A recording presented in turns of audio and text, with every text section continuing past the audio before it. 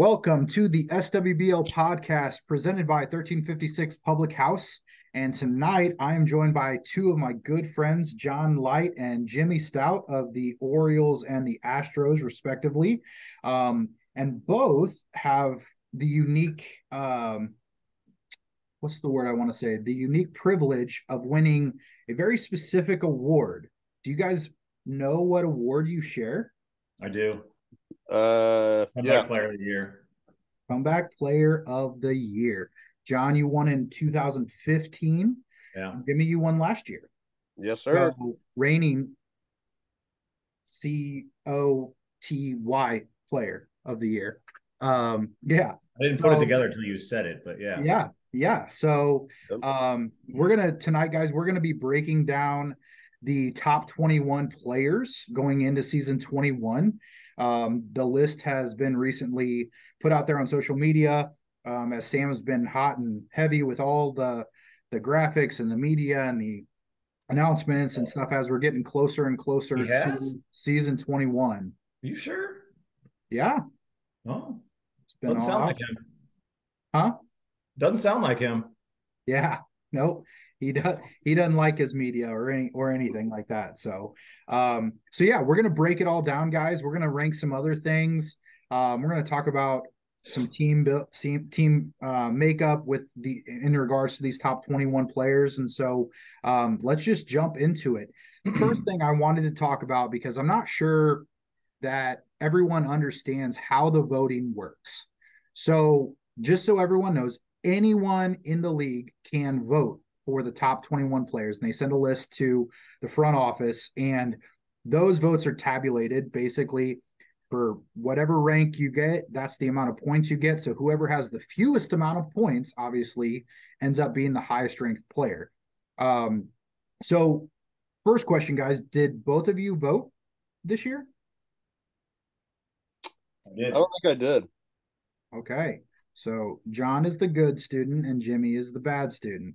I am the bad student. Yeah. Okay.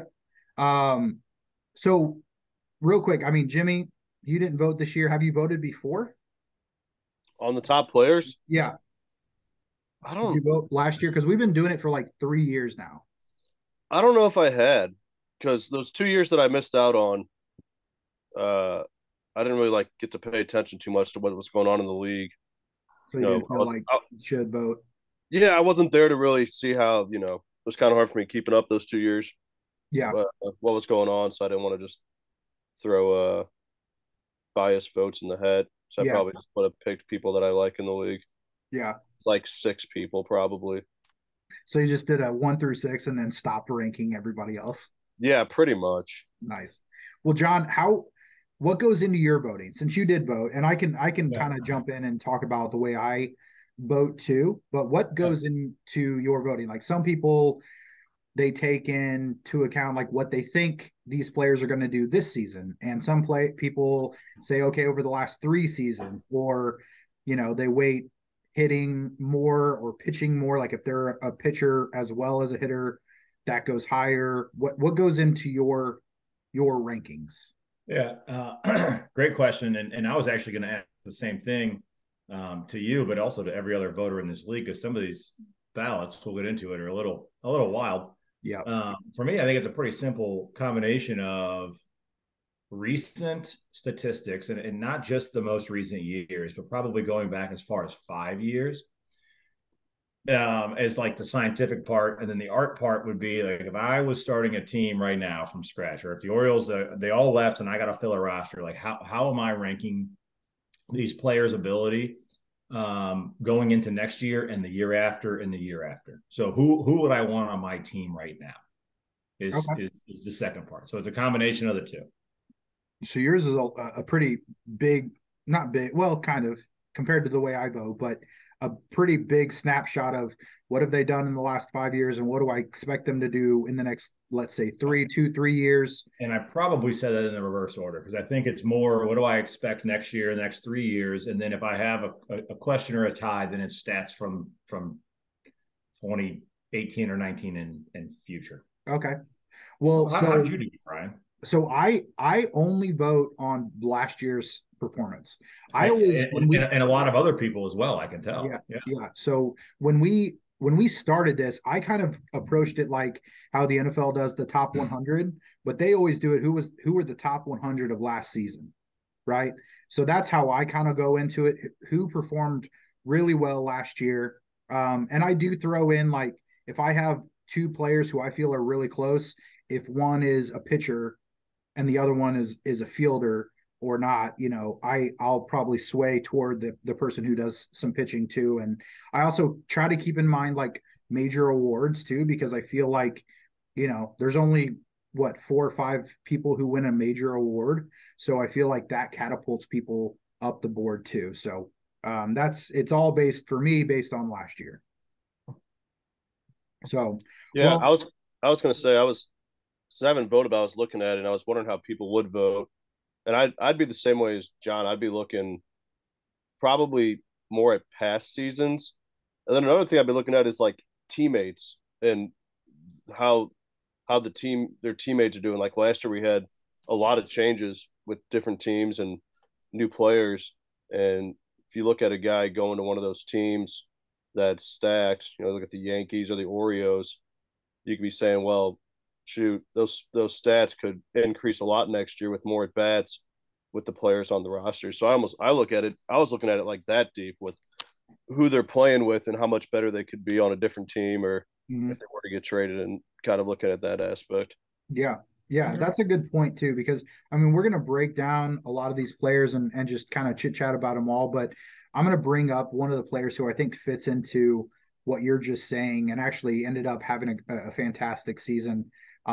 Partly due to just how they performed, but also because, their teammates, maybe a little bit of taking pressure off. If you've got a great lineup, there's a lot less pressure to be that guy who doesn't strike out and all that. Like, the guy behind you can pick you up, and then you end up performing better because you're relaxed more. So, well, guys, let's jump into the teams a little bit. There were multiple teams that had multiple players in the top 21. And there's one team that had none. And so I'm going to kind of go through all the teams and how many players from each team were on the list. And then we'll just kind of chat just more about kind of that team idea with these players. So the Athletics were the unfortunate team with 0 players on in the rankings. The Expos and the Rockies both had 1 player ranked. The Marlins, franchise of the year, getting into the playoffs for the first time, they had 2 players in the top 21. The Astros, Twins, and White Sox all had 3 players, and then the 2 teams in the championship last year, the Yankees and the Orioles, each had 4. So what do you think when you think about the teams and how many players they have? What do you think that says about how players regard each other within these rankings and when they're ranking and just in general? I think it has a lot to kind of say. What I just got done saying was, you got a good squad with you, it can help you pad your stats, and just like you said, it makes you're more comfortable at the plate. Like you said, that pressure's off you, and you can just get rolling. Especially teams that have been together for a while. You look at the Twins, Spencer and Chris been playing together for how many years now? It's almost like a team chemistry thing where those guys are just going to feed off each other and continue rolling. Yeah. I think it reinforces the recency bias, right? So the 2 teams in the championship had the most players voted. It's interesting, Benware, that you flat out said my voting criteria is basically only last year. I've looked at the information that was sent over, and you can very clearly tell that most people did exactly what you did. And I tend to think that the way that I look at it is probably a better representative of what truly means the top players in this league, right? Over just last year's stats. But I do feel a little better knowing that, like, I'm not crazy. This is pretty much maybe not top 21 right now, but this is top 21 on June 1st of 2022. Yeah. And, I when we did this podcast last year, I did it with your brother, John. And he does it a lot of the same way. Now, he loves numbers and he's a nerd when it comes to that stuff. So he's looking at a lot of the stats, and he's using, and I've talked to a few other people just in general about this. And there are people who, they may not take as big of a snapshot, but they do take into account, past couple of years. So, a question that may come into mind, and I think maybe it can be a hindrance, kind of like what you said, Jimmy, earlier, but name bias. I think sometimes name bias, you might have had a bad performance or you might have had down to the past 2 years, but because in history you've been a better player, you might get ranked higher than maybe you deserve to be ranked. Any thoughts on that? Do you think that's true? Are you trying to say there's name bias in the Skibby Wiffle Ball League? Yeah, maybe a little bit. I think those players have earned the name bias.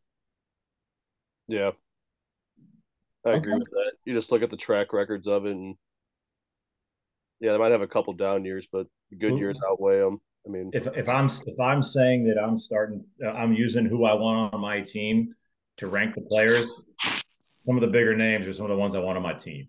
Yeah. Well, that's 100%. And some of the ones who I have on my team. So, I mean, I was going to say, you can tell how I look. Yeah. Yeah. All right. Well, so when coming back to the teams and then the amount of players from each team, do you think that this is going to have any correlation to how teams finish in season 21 in this coming season? Mm-hmm. No. Okay. Why so? Why do you think that? Personally, I just look at our team, Brian, and we have 3 guys, and we didn't make the playoffs last year. That was the big thing that stood out to me. Was, I don't know. I mean, we had 3 guys that could hit the ball, but we didn't make the playoffs. So what's it matter? Right, but I was asking about, do you think that this is indicative of how the season 21 will go? Like, you could easily say that those teams with 4 and 3 are the 5 teams that make the playoffs if you're trying to project it. But then again, the Marlins made huge improvements last year. They had 2 studs, which are the 2 who got ranked, who really carried their team. And if they perform, close to that, they're going to be in the hunt. The Rockies had a completely abnormal year, right? Which is why they had probably 1 person ranked, where you could say, hey, there are people on that team that probably should have been ranked in that top 21, but because of, again, the recency voting, they didn't have as many, but everybody expects them to be in the thick of it too. So I can see how, one way it doesn't necessarily mean that that's how it's going to play out, but at the same time, there's an argument to be made that it could be that way. Yeah, for sure. If you're trying to tell me how this year is going to go, I'd say you're an idiot. Like this league is at a point where anything can happen. We've all said it. Rockies didn't make the playoffs last year. Ain't no one gonna be shocked if they make the playoffs this year, and no one's gonna be surprised if the Astros make the playoffs. I mean, the Marlins made it last. I personally wouldn't be shocked if the A's were in the playoffs. Yep. So, I mean, if you're trying to tell me what is going to happen this year for any reason, I'm not agreeing with you, anything you're saying. So you're saying that because these people have more top 21 players, they're going to make the playoffs. No correlation. None. No. Yeah, that's how I feel. Yeah. I don't think anybody can really predict what's going to happen. I just was trying to stir the pot a little bit. So we've already ascertained that this ranking is who did well last year. It really means nothing as to who's going to do well this year. Yeah. Yeah. Well, speaking of that, the way people do rankings, there's a lot of opinion about that and how voting should happen.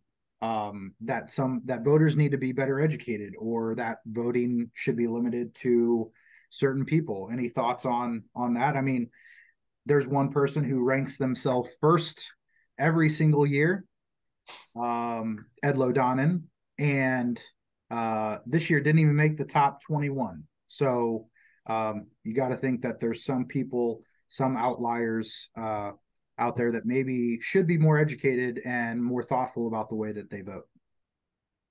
I mean, I don't know why this voting isn't like the other votings that is limited to front office and team captains.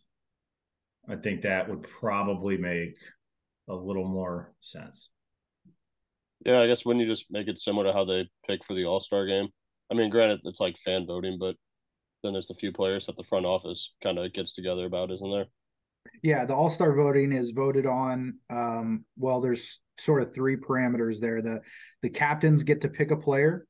Um, the front office picks two players based on stats. Yeah.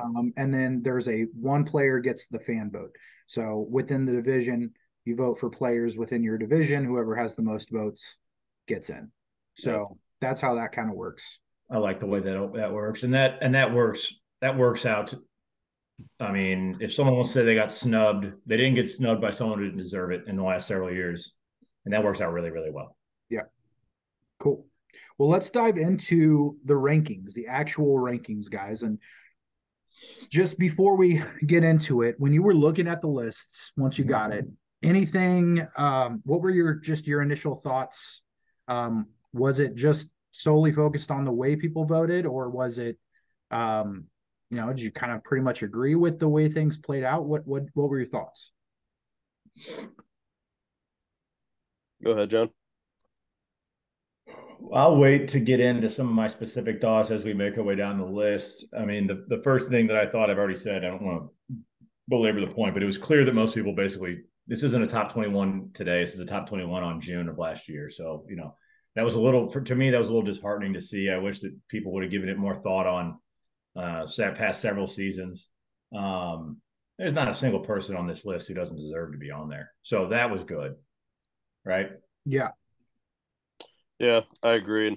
I don't know. I was looking at the list and I was trying to figure out snubs or who I would flip around and whatnot. And you're probably going to ask that question later, maybe. But it was like I was going through looking at stats and it's almost damn near accurate. And kind of like John said earlier, there's that, I guess you could say, kind of top middle half of the list where you could bounce guys around here or there depending on how you look at it voting wise. You go through past years if you're trying to predict the future or whatnot. But to me, I was going through it and just like, that's pretty damn on the nose for the most part.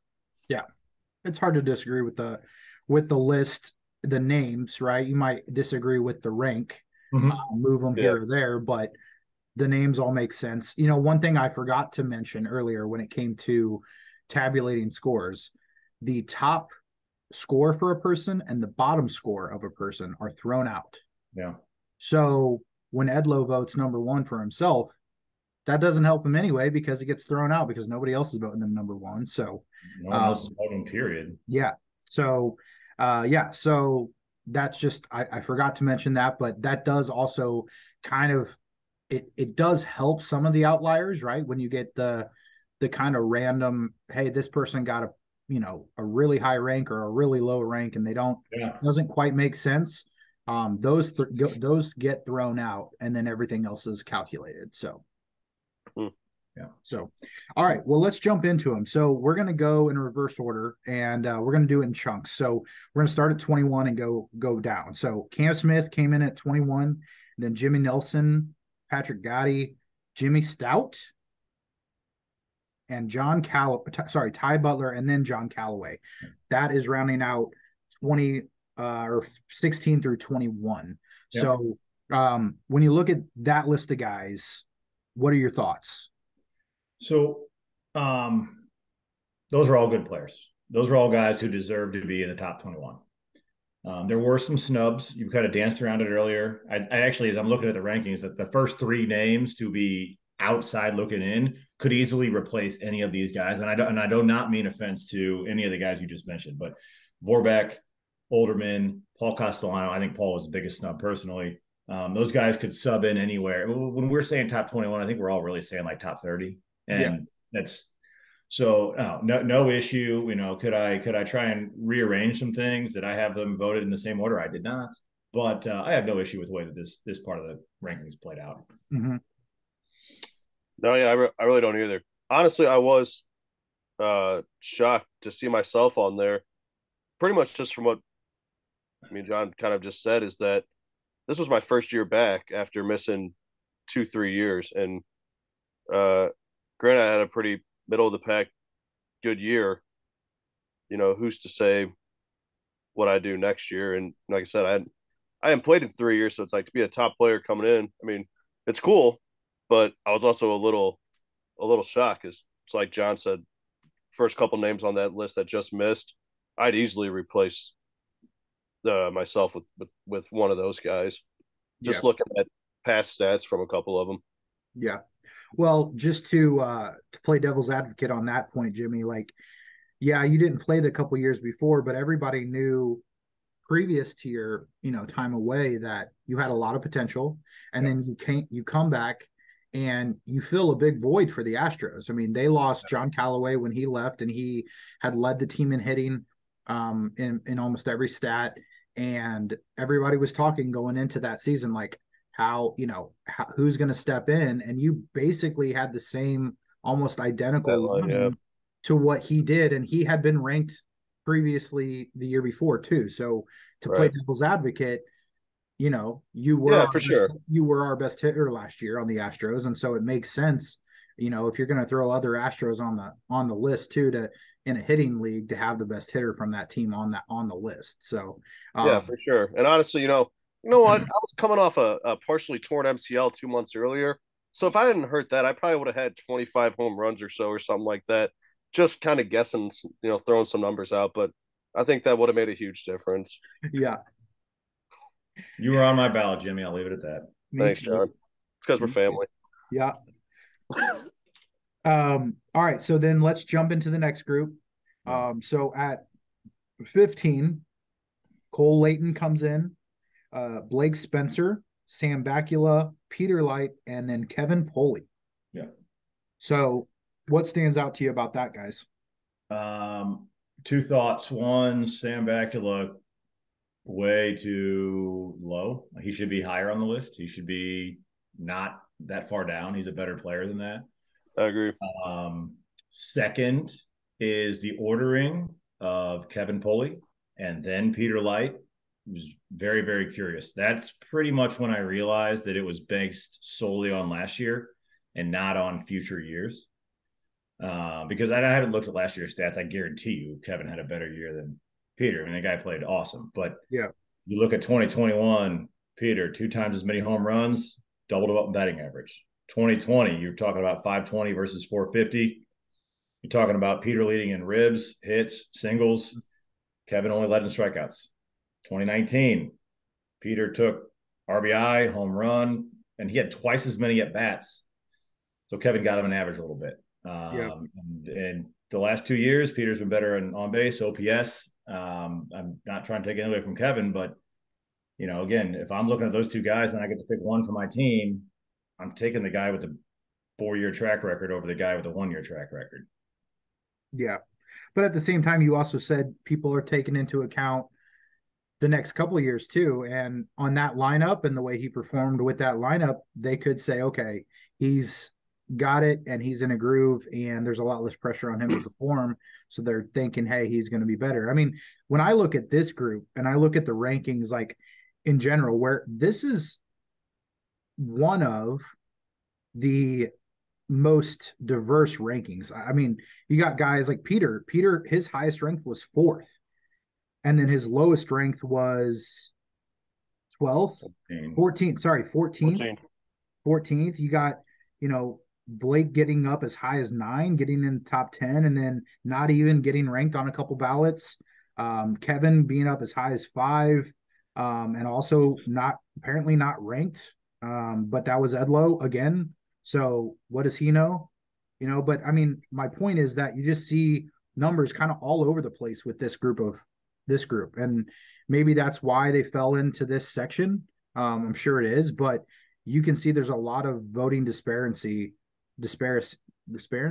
Is that the right word? Discrepancy? Discrepancy. Thank you. Is that it? Yeah. Discrepancy, voting discrepancy, with this group of players. Yeah, and there shouldn't be, right? I mean, this group of players, like they should all kind of like they fell where they fell, like and directionally. I mean, I can tell you Sam's a little low, should be higher. Like, okay, whatever, not a big deal. Mm-hmm. Last thing I want to do is motivate that guy, by the way. So thanks voters for doing that. Appreciate it. But like there shouldn't be a big wide range of where they ended up on ballots with this group.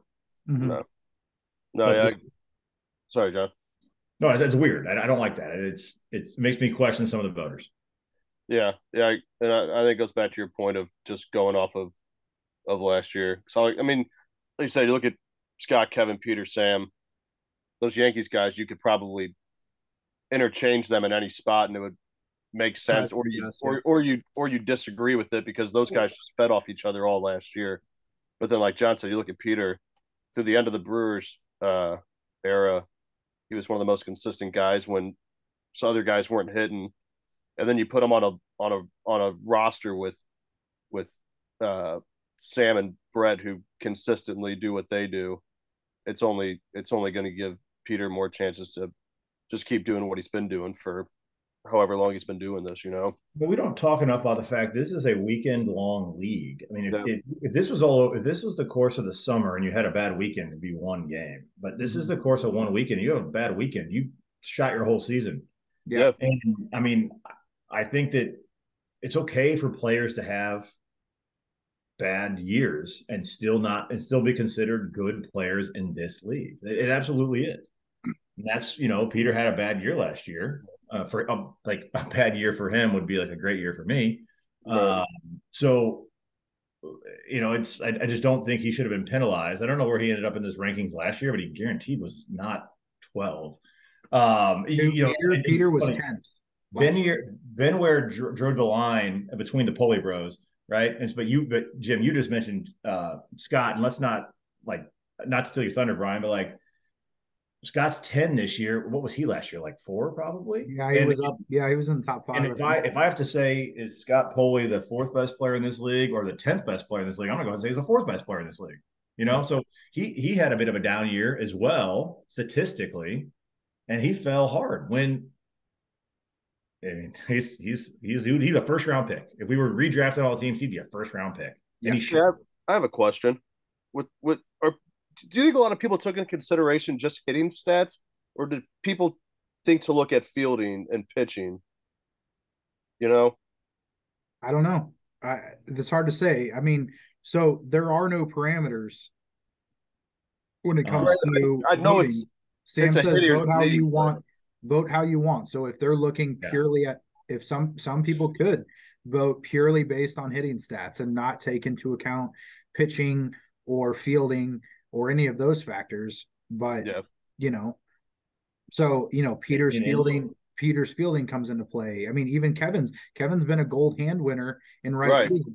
I mean, Cole Layton was the platinum hand winner last year. He was the #1 fielder in the league. So it was. And he was the second best hitter on a team that didn't make the playoffs. So and that hurts. That hurts. Right. And it hurts more than platinum hands helps. I mean, it just does. Because if I had to guess, I'd say most of us, we're going to weigh our votes roughly, call it 80% hitting, 15% pitching, 5% fielding. I mean, that's generally how people are going to look at this. Now, I mean, Ben, where you said something earlier that is spot on, much earlier. It was if I'm deciding between two players, I think they're dead even hitting, but one can pitch and one can't. Well, I know who gets the nod there because that is a skill that matters. You look at the top guys coming short of Corey McCarthy. When we go, not to get too far ahead here, those guys all can pitch. So I do think the pitching was taken into account. Yeah, it's only going to be a handful of guys. You know who the top echelon of the fielders and pitchers really are. Yeah. And it just so happens they can hit too. Yeah. And we were talking about that line, right? And that whole thing. But that line right there from where we've cut off at Kevin and the next player. Yeah, keep going. The next group is Scott, and Scott pitches and Kevin doesn't. Right? Now, granted, Gus pitched in almost every game. Sure. Somehow they figured out a way to get that done. That's a smart thing to do. Yeah, it was pretty incredible. It was good on them. Yeah. So, but there's a way that you take that into account. So, well, let's jump into that group. So then coming in at 10 through 6, you've got Scott Poley, Jackson Crosley, Chris Metter, Jordan Smith, and Corey McCarthy. Yeah. So again, the chips fell where the chips should have fallen. I can bemoan about the order.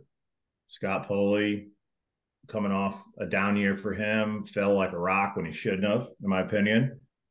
I have to issue an apology. Chris Metter, I'm apologizing to you. I did my rankings. I took it very seriously, and I somehow didn't put you on my rankings. Oh. I just forgot about you. That's my fault. I don't know how I did that. I think maybe because the guy's so quiet and never says a word during the season, I just forgot that he existed. If I had voted for him, he probably would have jumped Jordan Smith and been 7, not 8. My fault. I'm not blaming anybody, Chris. I just forgot about you. If I was going to vote for you, I probably would have put you right in that 7, right in that range, right where you ended up. Maybe, probably I'd give you the nod over Jordan Smith for sure, Chris. So my bad, bud. Yeah. Sorry. Yeah, you're looking at a hodgepodge of players, less pitchers in this group. Corey doesn't pitch. Jordan pitched, I think, a little, but really he hit mostly. I think he made this list for the way he hit. But that, again, that recency bias, right? This is his second season in the league, first time full time. I mean, he had a great year. I don't want to take anything away. He was outstanding, but I ranked Jordan at 13, right? He ended up at 7, so he's a little higher. Yeah, I appreciate that he commanded the respect of the people in the league, right? I got to give him that for sure. Yeah, I think also depending on who voted, he's in the MoWIF league that I play in, and the kid's just phenomenal all around, pitching, hitting. Now, granted, 2 completely different styles of wiffle ball, right? Right. And we've shown that what works in one doesn't necessarily work in the other. 100%. But if that's going to skew a voter, I can't get mad about that. Right. He's probably the top fast pitch pitcher in our league in MoWIF, but maybe we didn't see him as much pitching because of the speed limit difference. Can you do it? And I agree. I think it's just from his last year, but I wouldn't be surprised he replicates another season similar to it. He's too good of a player. Yeah. Yeah. I mean, my last note on this group is, right, if I'm Corey McCarthy and I fell to 6 after winning an MVP recently, it's the motivation, boy. I mean, isn't it? Yep. Yeah. You've got 3 MVPs, former MVPs in this group: Scott, Chris Metter, and Corey McCarthy. Yeah. Yeah. What was Jackson Crosley ranked last year? You remember by chance? I don't remember, unfortunately. He in this league is on an upward trajectory with his ability to hit, and he's clearly one of the best pitchers. I mean, I think I've called him the most feared before. So that was coming up to my point as I was looking at his stats, and 2 years ago his stats were pretty similar to the stats he had this past year. There was like 18 homers, 30-something RBIs, over 500 average, and then on top of that, like a 5-1 pitching record. Yeah, I mean, Cy Wiffle candidate, top finalist, and he's only been hitting like 3 years in the league. Yeah, I mean, very, very few people in this league are known as both a pitcher and a hitter, and they're actually the ones that we're probably about to talk about in the top 5 here. I mean, a lot of people get lumped into one or the other. Mm-hmm. And no matter how well Jackson Crosley hits, he's always going to be a pitcher first in this league because that's where he made his name and earned his stripes. And that's not necessarily fair to him, but it's a reality of how this is going to work. Yeah, right. And the fact that he's so dominant at pitching, or has been at times in the past, is just going to, add to his legend as a pitcher and keep him in that side of the equation. Yeah. Right. All right. And so we get down to the top 5, and we're going to talk about each one of these players individually. Okay. So coming in at 5 was Luke Bacula with the Marlins. Yeah. Just an incredible performance by him. He's a triple threat. He does a lot of fielding for that team, but also pitches. Highest rank was 2, and then lowest rank was 18. So seemed like some of the voters didn't really either take into account who he's been for a while, because he was on the A's for so long, and aside from that one year they made the championship, they've struggled. And so I don't know if that's in the back of people's mind, like they just kind of forgot about him being the best player on that team. No offense to Paul. Paul probably also had that title at certain seasons, but Sure. He's a triple threat, can do everything. And thoughts on Luke coming in at 5? Luke's at 5. I had him at 6. We're right in line. Luke's the highest ranked non-former MVP, and he needs to go change that. He has everything that you would need to win that award in this league, and he has to go get it done. Luke needs to rise higher than 5. Yeah, especially if the Marlins I'm going to leave it at that. Well, especially if the Marlins are going to make a push for a championship, it's going to be on his shoulders. He's got to embrace the pressure and then go make a diamond. Mm-hmm. Yeah. I think also getting Jordan Smith on their team kind of probably takes a little pressure off Luke too. Kind of like we were talking before, you have that guy behind you that you can trust, take some pressure off you. If those two can do what they do, they'll be a pretty good squad. I think Luke will have another great year. I'm looking at a stat line right now from last year, and it's just ridiculous. I stand by. Absurd. Get Luke, go win the MVP, buddy. Yeah. All right. 4 is Brett Spencer, Oriole. Sorry. I would ace. He likes you too. I know. Ace number 2, number 1, depending on the day, the matchup, whatever. He's won a bunch of MVPs. He's a stud on the mound with that Top Gun pitch. And has really, that 3-hole really seems to fit him well. Like, so your lineup, by the way, John, was just, you got a lot of good players, so I'm sure there's a little bit of easiness to it, but at the same time, like, being smart about where you put each person, that was really well done, because I felt like it let him thrive in that 3-hole. I appreciate the comment, and don't see this as me arguing with you, but like, you could put him at 1, 2, 3, or 4, and he'd have a lot of success. Like, right. That's just the kind of player he is.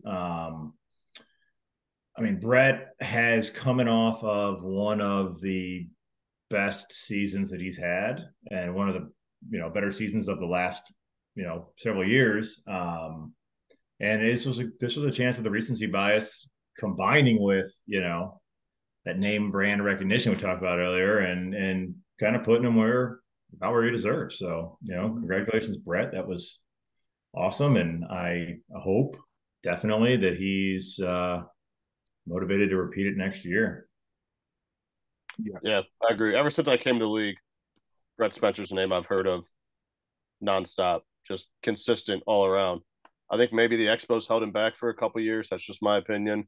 It's good to see him on a nice, well-rounded roster where he can continue to shine and still prove why he's one of the top-ranked players in this league. Mm-hmm. Brett is the Benny the Jet Rodriguez of this league. And then it's coming in at 3 is his teammate and bullpen counterpart, Sam Skibby. Also, highest rank was 2, lowest rank was 6. So we're getting into that territory where people's highest and lowest ranks were still in the top 10. Fun fact, Sam and Brett, every time they've played together, have never won a championship. So don't know if you're doomed or not, John. We're trying to change that, but doesn't matter. Yeah. But yeah, so Sam comes in at 3. He was incredible on the mound this year, probably one of his best performances as a pitcher. And still was everything we expect Sam to be at the plate. Yeah. Not to jump ahead, right? But I don't think you would have the 3 conversation without having the 2 conversation, right? So I had Sam 2, Spencer 3, but I have absolutely zero issue with the person who's going to take the other side of the argument and say that, Spencer is better than Sam. I mean, this league is better off when those two are competing for MVPs, and they do year in and year out. So, I'll also talk about Spencer here as I'm talking about Sam and jump ahead, but it's so great that those two specifically every year. I mean, this is not unique to last year or 2020 or 2020, whatever. I mean, those guys are always near the top, putting on a show, entertaining us, which is really what we want here. And congrats to both. I hope that Sam takes it personally and wants to go beat Spencer and Gus next year. Like that's what we want to see. But no issue at all with the way that broke out, and congrats to both Spencer and Sam. Mm-hmm. Yeah, I agree 100%. I mean, Sam Skibby, Spencer Bogad, consistent. That's just the word that comes to mind. No matter, they don't seem to break a sweat over nothing. They're both running around doing things throughout the weekend for the league, especially Sam. All the other things they got on their mind, they still go out there and just are two of the best out there every weekend. Yeah. I was just looking too at some of the different voting, but 3 and 4. So there were only 3 ballots that got 1 through 4 that ended up being exactly right. And nobody got through 4. That was like where it stopped. Yeah. Once you got to 5, everybody else, it started getting all over the place. So congrats to those random 3 people, whoever got those 4 correct. So so, and then Spencer, we've been talking about him. The guy does everything. He's always in the race for MVP. I mean, the last MVP he won, maybe not the last one, but he won an MVP on 6 games. He showed up for half a season. Yeah. I think what was that run he went on? He hit 10 home runs. Like 10 home runs in his first 10 at bats. Yeah, it was insane. That was 2020. Yeah. Pretty positive on that. Yeah, something like that. Yeah. It was. Wow. It was pretty crazy. Yeah. So, yeah. And then coming in at number 1, to nobody's surprise. No brainer. Yeah. There's only one person who didn't vote Gus number 1. So let me say a nice thing about Gus before I finally unload on Edlow. Clearly the best player in this league, and I mean that in a challenge for Spencer, Sam, Brett, Luke, and Corey. I mean that as a challenge to you guys. Gus is clearly the best player in this league, and it's good to see that that's the place where we have no controversy. He was number 1 on everybody except for one person's ballot. We all know who that one person is. Edlow also put Luke at 18. He didn't rank Jordan Smith. He didn't rank Kevin Pulley, but that's just that right there is he didn't rank half the players that made the list. He does not deserve a vote in this league. I'm sorry, this is about Gus, not about Edlow. Let's come back to Edlow. Gus, in addition to being a great football player, he's just a great dude. He helps out the league's front office. He's walking around with a smile on his face. He's got kids to take care of. He's doing all that stuff. He's a pleasure to be around. And I love showing up every year and seeing Gus. Now, back to Edlow. Edlow does not deserve a vote in this league. He does not. The other person who really shouldn't be voting in this is Eli. Eli, his ballot was absolutely garbage. He put Jordan Smith at 3. I mean, and no offense to Jordan, but that's not how this is going to work. He was low on he was low on a bunch of players that he shouldn't have been on. He's the only person to have ranked Josh Anthony. He basically just took his team and threw him in there, and that's, this is what he didn't take it seriously at all. And if you're not going to take it seriously in this league, please don't vote. Sam, do something about this. A call. Yeah, just do what I do. Don't vote. Yeah. Do what he does and don't vote, Eli. Yeah. Yeah. That is always an option, everybody. All right. So yeah, we've kind of alluded to it a little bit, but now that we've gone through the top 21, what players do you feel like got snubbed? What players do you think should have been in this list. Now, again, I know that we all pretty much agree with this top 21, but I want you to make an argument for at least one guy. And you don't even have to say who they replace. You don't have to go there if you don't want to. Just make an argument for somebody to make this list that didn't. Go, Jim. Yeah, the one that came to mind for me was Chris Vorbeck. That's a good one. He was right there. He came in at 22, so he just missed the cut. He was the bubble boy. He was right there, and just looking at his, and I don't know Chris that well at all, so I haven't gotten a chance to really chat it up with him or nothing, but I feel like anytime I watch the Ace play, he's the guy that's on base or roping one or something. And I think he was rookie of the year his first season. Yep. Correct, I believe so. Yeah, he was really good. And then follows up last season with numbers that could put him right there in that kind of middle of the pack, above the middle of the pack group that we were talking about, right there, and with me and John Callaway, Cole, right there. I think he's a guy that is consistently going to get better and be a big player for the A's. So I think he's a guy that might have got snubbed a little bit, and he might know, and I think a lot of people would agree that he could be right up there.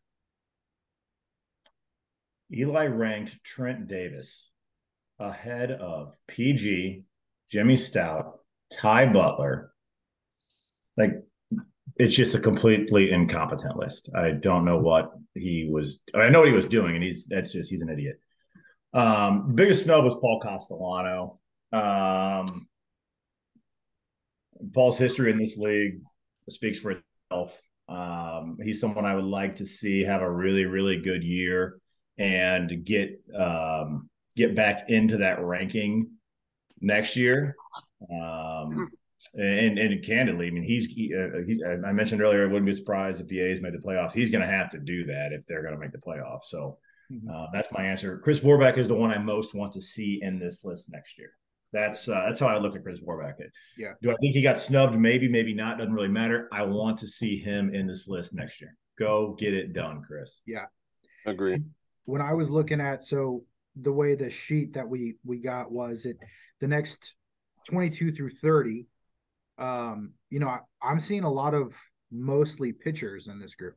So it seems like people did give votes to people who majoritively pitch. I mean, Will Rath got zero at bats, but he got some votes, getting up as high as 10th. David Olderman did get some at bats. Yeah, but that was Ed Lowe, so does it really count? Oh, yep, good point. Okay. Yep, voted for his teammates. David Olderman got ranked as high as 17th.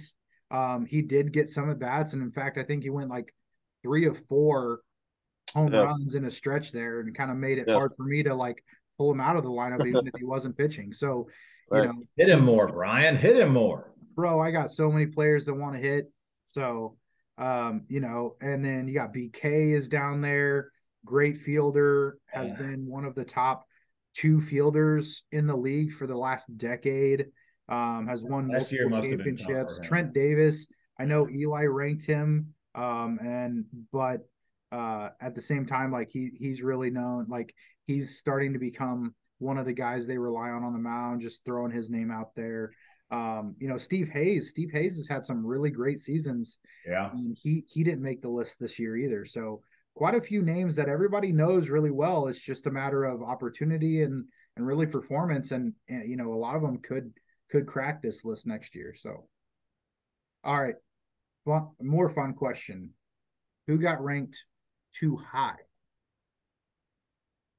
Too high being too good? Yeah. So who do you feel was ranked higher than they should have been ranked? And Jimmy, you cannot say yourself. That is a cop out. Man, I have to answer this too. I hadn't thought about that because Jimmy Nelson. Oh, I'm just talking trash on him. I was the one who had my vote dropped for Jimmy, so because I ranked him too high. I don't agree with you on that, Jim. Man, I don't know. I don't want to answer because I'm just going to piss somebody off, and I think I've already pissed off enough That's the people. point. You have to answer this So, question. Doesn't mean that they wouldn't be in the top yeah, fine. 21. The answer is Ed Lodonin. Yeah.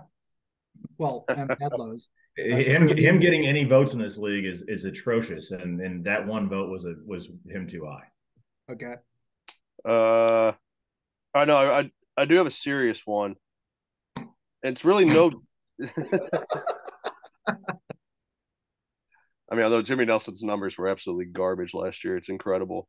But and this is no offense, obviously, to Jordan Smith at all, but I think 1 year statistics is hard to tell. Yeah, where a guy's gonna go. Granted, I do think he's gonna probably replicate what he does. He's that good, but we've seen guys go high and low season to season. Mm-hmm. So who knows? That's one, and I'd still keep him on the list. Oh probably. Yeah, on the list. That for sure. I'd just maybe move him down a little bit and just put, like you said, and not just throwing a name out there, but you look at a guy like Peter, who maybe he's not number whatever Jordan is, but guys that have been here longer, you have a better what's the word I'm looking for? I don't know. More stats to look at. So. There are also guys in this league who, like, let's pretend that they go 3 at-bats in a row with 3 home runs in a row. You're like, okay, I've seen this guy heat up before, and I know this is a thing that can hold for a while and really spark a team. Right? We just don't know that with Jordan yet. Yeah, right. I mean, he hasn't proven that track record. Whereas pretty much everyone else in the top 15, I think we've all seen do that for the most part. Yeah. They have a track record of kind of, you watch them get hot and you realize, like, all right, this is going to be a fun Saturday afternoon. Right, for sure. Yeah. No, I think Jordan's a great answer on that, Jim. Cool. All right. Well, that's going to wrap up the conversation about the top 21. I think what we can take away is that Sam needs to set some parameters on who gets to vote and maybe like a little more direction on how voting, like what goes into voting. Well, he can give all the direction he wants. No one's going to listen to him. And also, Sam loves being told what to do. So if you tell him to do it, he's definitely not going to do it. And 2, we just gave him I don't know, I'd rate like maybe a B+ podcast, some content that he got from doing it his way. So he's not going to change a thing. And that's the beauty of the Skibby Wiffle Ball League. Yeah. Well, good news is we still got a little bit more time. And I've got a few more questions where we can raise that B+ up to an A. So dig in, boys. How many players do I have to make hate me before the season starts? As many as possible. Hey, I just realized I didn't say anything about Gus being number 1. Do it. Yeah, feel free. Yeah, real quick. Sorry, go ahead and gush about Gus. You're good. Just want to say, good player. So yeah, he was so good that I got his name tattooed on my arm. What? Yep. That's actually, honestly, it was actually my dog. Oh my gooseness. Yeah. That's but it's on my inside arm. So if I get in that bat, it's gonna be against him. He sees it. That's got that. As good of a player as Gus is, if the guy's got your name tattooed on his arm, that has to throw you off a little bit, right? Yeah. If I get a home run off him, I'm gonna put a little heart around it too. Point to it, baby. Yeah. All right. No. So this episode's all about rankings. So we're gonna do some rankings, some fun rankings. Okay. Boy. All right. It's gonna be it's a top 3 category. Okay. Name your top 3 freeze pop flavors. Ooh. Okay, from 3 to 1. Yeah, sure. I'm gonna go cherry. Scratch that. Lemon lime, blueberry, and grape. I'm a big grape guy, so I don't want to catch any flack for it. Green, orange, purple. Yeah, I don't know the flavors, Jimmy. Yeah, I just know the colors. They don't actually taste like lemon lime. Green, orange, purple. So you both like purple. A different combination of sugar. Yeah. Okay. Cool. Yeah. Well, if you think about it, it'll taste the way you want it to. That's what they're banking on. Yeah, works for me. Yeah. All right. Top 3 players who are most likely to change teams after this coming season. Ooh, I like it. Yeah.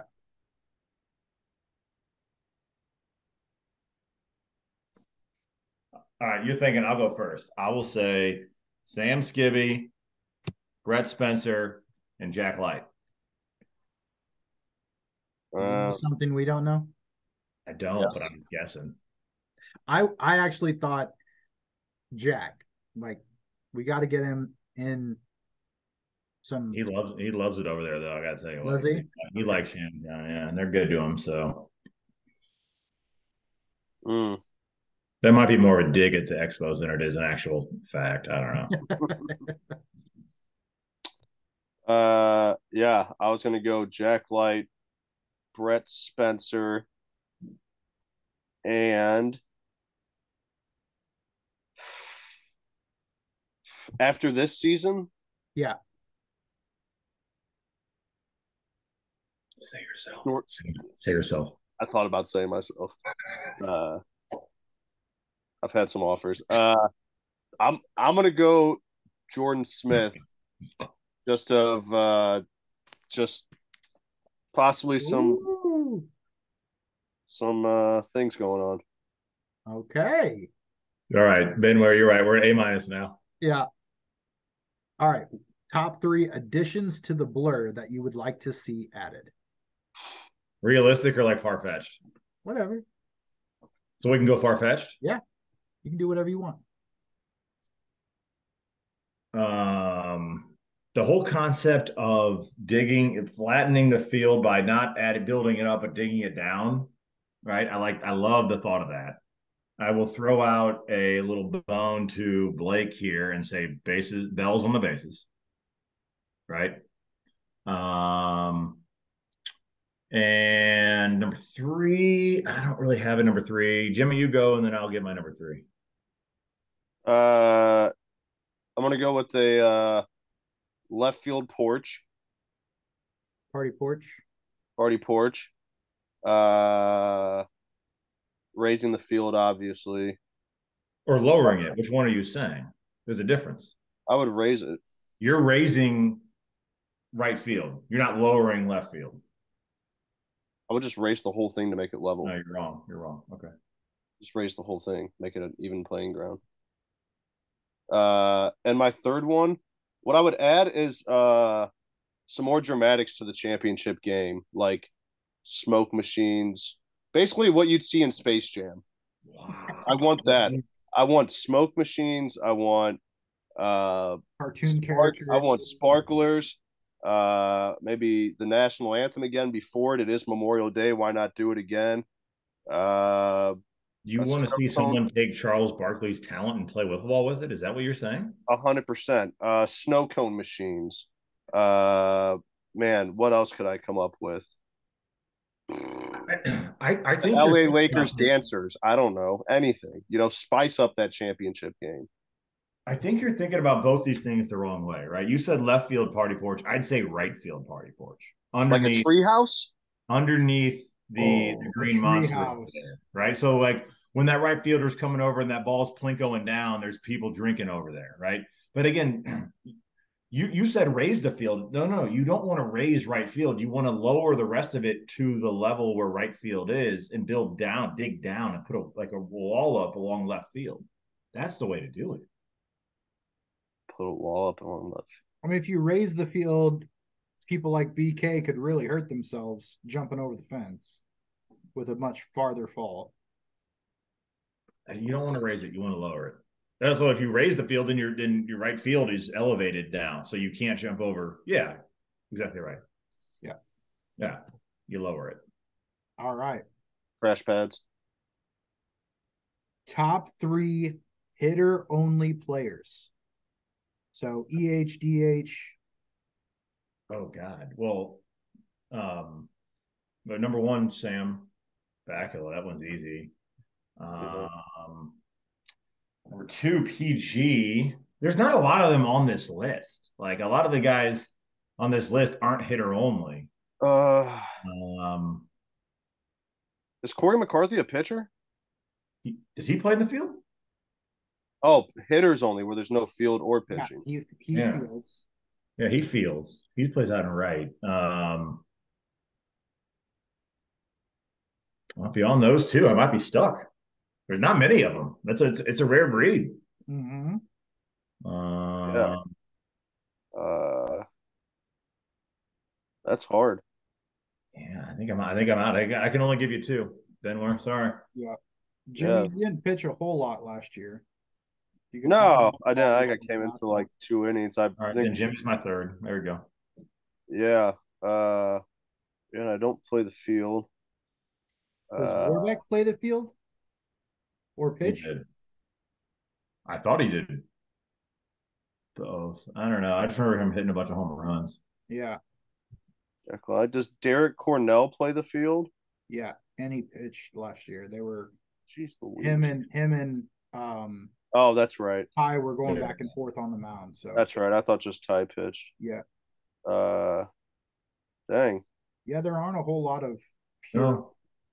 But the ones that are really good at it, we were able to call out pretty quickly. So yeah, for sure. Yeah. All right. This one's just for Jimmy. Oh boy. 3-1 on the Light brothers. Oh my God. I'm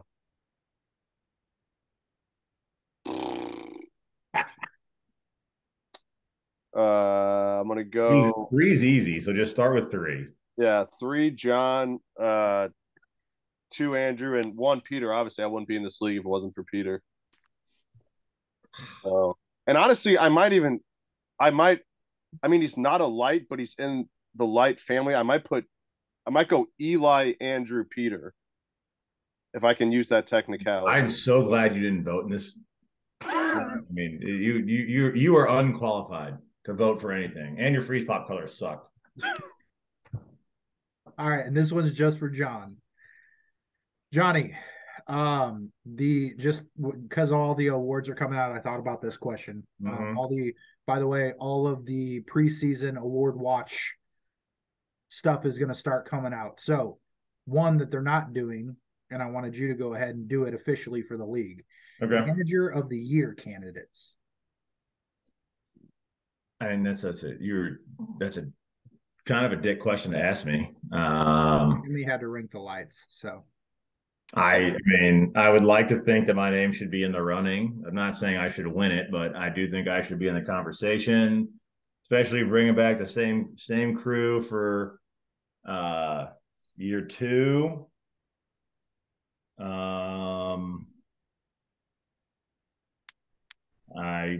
I think that anyone else I would say has probably already won the award, for real. So, I mean, Brian's always in it. You know, if the Expos were to have a good season, Kevin's going to be in it for pulling that off. You know, I mean, let's see what the White Sox do. They underperformed last year. If they don't do that again, then you're going to have, you know, John Callaway's name thrown around. So I don't know. I mean, it's a wide open one, and I think a lot of how well teams go out for franchise of the year and how well teams do on the field are going to play into the manager of the year award conversation. Yep. All right.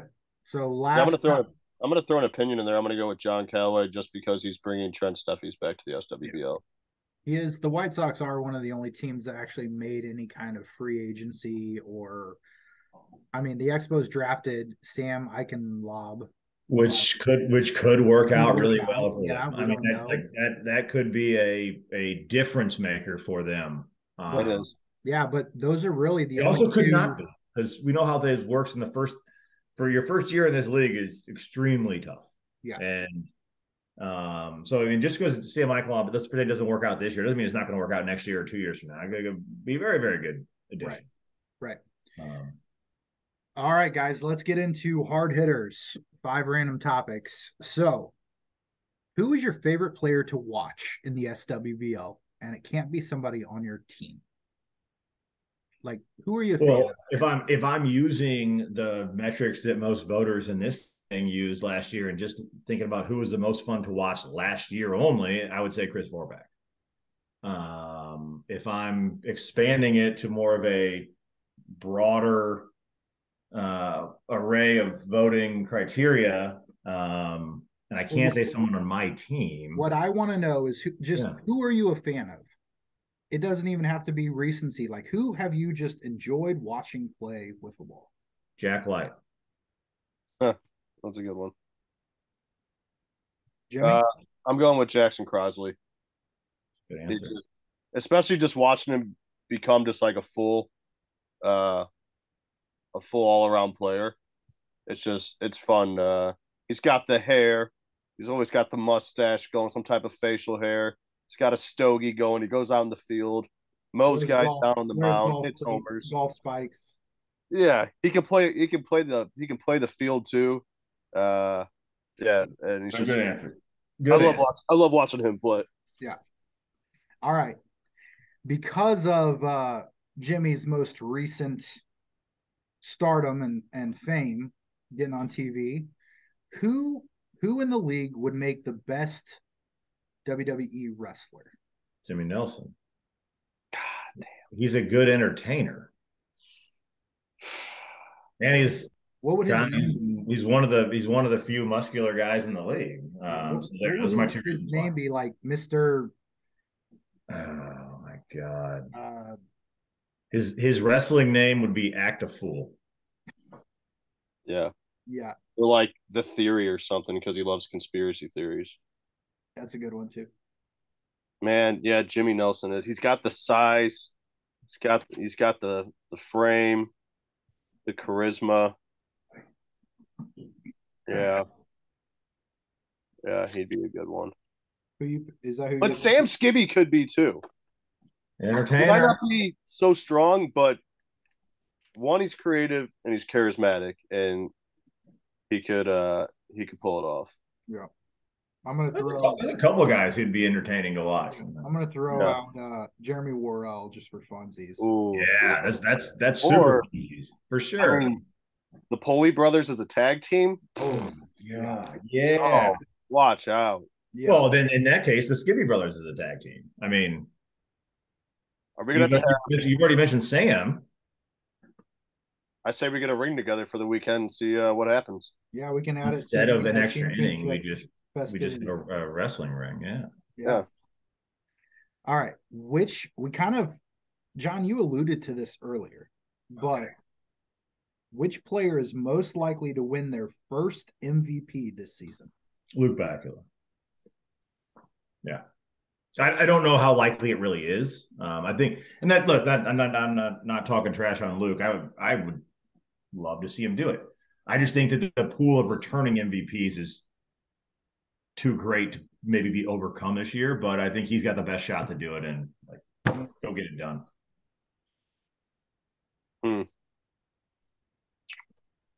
Well, since you pretty much took the obvious answer, big one.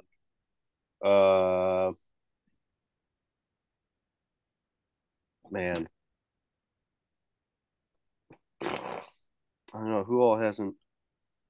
No, they've won one. Yeah, I mean, based on the rankings we have, you're down to Jordan Smith, Jackson Crosley, Kevin Poley, Sam Bacula. Yeah, which Sam could. Sam could. He doesn't pitch. That's going to hurt him in the MVP. MVP is supposed to be mostly a hitting thing, so he does get that. But he hits. That's not how it works, and we all know it. But he hits fourth in the lineup, so he, I feel like that. It's just that the people who typically win this are hitting in that most of the time 1-2 hole. Right, or they're hitters and pitchers. Then it's like you almost use both categories to narrow it down for that. But I mean, in that vein, you got to go Jackson, right? Yeah. Yeah. Yeah. Man, that'd be sweet to see him win one. It'd be wild for sure. It'd be awesome. I'm here for it. I'm gonna go with Sam Bacula. All right. Let's throw it, yeah. Well, guys, Easter is this weekend coming up. So what is the best side dish at Easter dinner? Oh, God. This is not that hard of a question at all. It's deviled eggs. Ooh, Like why? make me some deviled eggs. I'm kind of offended by your question, but whatever. Some people like it. Some people don't like them. I mean, so Ready for this? yeah, Coleslaw. coleslaw. Yep. Gotta like a man who respects the slaw. Okay. Yep. Okay. All Well, I right. was gonna go deviled eggs, but John took it. So Yeah. You gotta go first, man. You gotta jump in there. Stop looking yeah, like but you're I trying knew he to was gonna think say about it. deviled eggs, and I know some people don't. They hate coleslaw, so I decided to be that guy. Yeah. All right. Last question. How long would you last in a zombie apocalypse? Not very long. Like less than a day. Hmm. I think I would last quite a while. Honestly, I think I'd be able to figure out a way. Okay. Just Plus, using your ingenuity and yeah, I'd probably just be like, oh, I'm a zombie too, and just like confuse them or something. Don't think it works They're that not, way. they're not that smart. And then also they'd be like, oh, why do you have a bag on your stomach? And I'd be like, I don't know, I have a No, they closet. smell your blood, your untainted blood. Like it's a sense of smell thing. You're screwed. Is that what zombies? I'm not the You never biggest. watched The Walking Dead? No, I have other things to You'd do. have to like put on you cut the skin off the zombie and wear it in order to like blend No in. problem. I could do that. all right. Like a week before I finally just say this is boring, and then I sacrifice myself. All right, cool. Well, that's going to do it, guys. I really appreciate you both jumping on and just talking wiffle with me. And it's good to catch up with both of you. And looking forward to the season. We are less than 2 months away now. Calendar has turned, guys. So we are. The weather's changing. It's going to be here before we know it. Can't wait. Beautiful. Yeah. So real quick, let me thank our sponsors. Again, this season is presented by 1356 Public House. If you have a chance, get out there, have some dinner with a loved one or your kids or whatever. They have trivia nights, so support them. The rest of our sponsors this season: Cardinal Blinds and Shutters, Kenny Ice Center, Corner Pub and Grill, Doug Meyer and the Mowith Mojo, Andy's Frozen Custard, Breckenridge Brewery, Daily Smokehouse, Spencer Gear, Chill Designs, Breckx, Cool Bots, and we have a new philanthropic sponsor, fellas, getting announced tonight. It is a company called Ever Dolce Vita, and they are making a donation for every home run hit this season. So hopefully you bring your dingers, guys, and we can raise some money up for charity. So again, thanks guys for coming on. We're about to start recording and putting out our captain's interviews, and that whole series is coming out. I know we've got some more O-Face podcasts coming your way, so stay tuned to what Peter's got cooking. And then we're going to get into, power rankings and fantasy wiffle ball and maybe a special guest or two. So we've got some more content coming your way, so stay tuned. Subscribe so you can catch everything that we're putting out. And until then, we'll see you at the Blur in Memorial Day. Good night. See you.